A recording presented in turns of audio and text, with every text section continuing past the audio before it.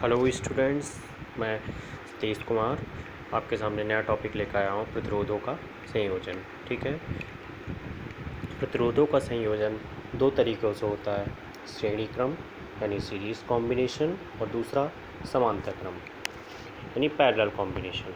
अगर हम श्रेणी क्रम की बात करें तो श्रेणी क्रम में जब हम प्रतिरोधों को जोड़ते हैं तो श्रेणी क्रम में धारा का मान बढ़ जाता है, जबकि श्रेणी क्रम में धारा जो है वो नियत रहती है, जबकि विभवांतर का मान बढ़ जाता है। लेकिन अगर हम समांतर क्रम की बात करते हैं तो समांतर क्रम में विभवांतर का मान नियत रहता है, जबकि धारा का मान बढ़ जाता है। ठीक है स्टूडेंट्स, तो यहाँ पे मैंने 3 रेजिस्टेंस को लिए हैं और तीनों रेजिस्टेंस को मैंने V वोल्ट की बैटरी से जोड़ा है। ठीक है, तो जब हम V वोल्ट की बैटरी से जोड़ते हैं किसी प्रतिरोध को, तो वहाँ पे जैसे ही हम V वोल्ट की बैटरी से जोड़ते हैं तो उसमें धारा I प्रवाहित होने लगती है। अब हम जानते हैं कि I श्रेणी क्रम में जो धारा है वो पूरे तीनों प्रतिरोधों में बराबर होती है, अतः और V का मान क्या होता है, तीनों प्रतिरोधों के सिरों पर V1, V2 और V3 है। तो इस वजह से हम लिखते हैं कि V is equal to V1 plus V2 plus V3। अब ओम के नियम से हम जानते हैं कि V is equal to formula क्या होता है स्टूडेंट्स, IR। ठीक है, तो इससे हमने R1 प्रतिरोध पे V1 का मान क्या निकाला, V1 is equal to IR1, R2 पे क्या निकाला, V2 is equal to IR2 और R3 पे क्या निकाला, V3 is equal to IR3।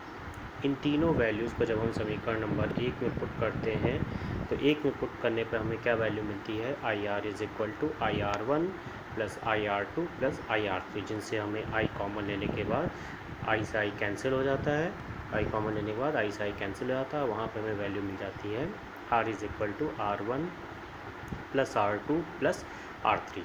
ठीक है, तो यहाँ पे हमें इस श्रेणी क्रम में जोड़ने पर हमें क्या लाभ मिला कि हमने देखा कि श्रेणी क्रम में जोड़ने पर प्रतिरोध का मान बढ़ जाता है। ठीक है, यानी ऐसे ही अगर हम 3 की बजाय 4 प्रतिरोध अगर जोड़े तो 4 प्रतिरोधों को जब हम जोड़ते हैं तो हमें वहाँ पे R की वैल्यू एक बढ़ी हुई मिलती है। तो इसका हमारे पास क्या लाभ है, क्या डेली यूज़ है, तो हम जानते हैं कि जब I इज़ इक्वल टू, हमारे पास फॉर्मूला क्या होता है, V अपॉन R। ठीक है, तो यानी जब R का मान बढ़ जाएगा तो R का मान बढ़ने से I का मान क्या हो जाएगा, घट जाएगा। अब I का मान, तो इससे हम क्या कर सकते हैं कि जहाँ पर हमारी हाई करंट आ रही होती है और कोई हम ऐसा सर्किट लगाते हैं जिससे हमें लो करंट की ज़रूरत पड़ती है, तो उसमें समय कंट्रोल करने के लिए हम वहाँ पे रेजिस्टेंस की वैल्यू को इंक्रीज़ कर देते हैं, जिससे हम करंट की वैल्यू को कम कर देते हैं। ठीक है, तो इस तरह से हम श्रेणी क्रम संयोजन का यूज़ करते हैं। ठीक है, नेक्स्ट टॉपिक है हमारे पास समांतर क्रम संयोजन।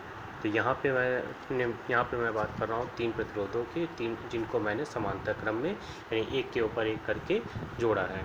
ठीक है, जिसे हमने एक वायर के थ्रू बैटरी से जोड़ा है, V वोल्ट की बैटरी से जोड़ा है। तो V वोल्ट की बैटरी से जोड़ने पर जैसे V वोल्ट की बैटरी से हम जोड़ते हैं उसमें, तो उससे धारा I प्रवाहित होना स्टार्ट हो जाती है, जो कि R1 में I1, I2 में R2 में I2 और R3 में I3 प्रवाहित होने लगती है। अब हम यहाँ पे देखते हैं कि जो I धारा है वो 3 भागों में बढ़ गई है, I1, I2 और I3 में।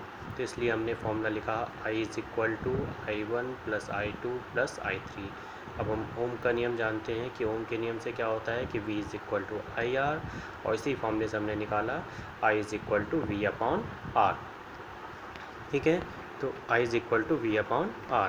तो ये इससे हमने पहले प्रतिरोध R1 पे क्या वैल्यू निकाली, I1 is equal to V upon R1, I2 is equal to V upon R2 और I3 is equal to V upon R3। V हर जगह क्यों लिया है, क्योंकि समांतर क्रम में V की वैल्यू बराबर रहती है। V यहाँ पे विभवांतर की तरह कार्य कर रहा है। ठीक है, अब इन तीनों वैल्यू को जब हम समीकरण नंबर 1 में पुट करते हैं तो हमें वैल्यू क्या मिल जाती है, V upon R is equal to V upon R1 plus V upon R2 plus V upon R3, जहाँ से V कैंसिल होने के बाद हमें क्या वैल्यू मिल जाती है, 1 upon R is equal to 1 upon R1 plus 1 upon R2 plus 1 upon R3। ठीक है। तो यहाँ पे हमने क्या देखा कि जो प्रतिरोध है वो उसकी वैल्यू इंक्रीज़ तो हो रही है, लेकिन वो 1 में इंक्रीज़ हो रही है। मतलब अगर इस वैल्यू का हम नेट वैल्यू निकालते हैं तो ये वैल्यू इंक्रीज़ ना होके डिक्रीज़ होने लगती है। ठीक है। तो इस क्रम का हम तब यूज़ करते हैं जब हमें सर्किट का करंट की आर रेजिस्टेंस की वैल्यू डिक्रीज़ हो रही है। तो हम जानते हैं फॉर्मूला फिर से वही कि I = V/R। तो अगर इस फॉर्मूले में अगर हम देखें कि I = V/R से अगर R की वैल्यू घट जा रही है तो I की वैल्यू क्या हो जाएगी, इंक्रीज़ होने लगेगी। तो हम वह इस क्रम का वहाँ पे यूज़ करते हैं जब हमें I की वैल्यू को इंक्रीज़ करना होता है। ठीक है। तो ये इस प्रकार से हमारा समांतर क्रम कॉम्बिनेशन भी कंप्लीट हुआ। Thank you students.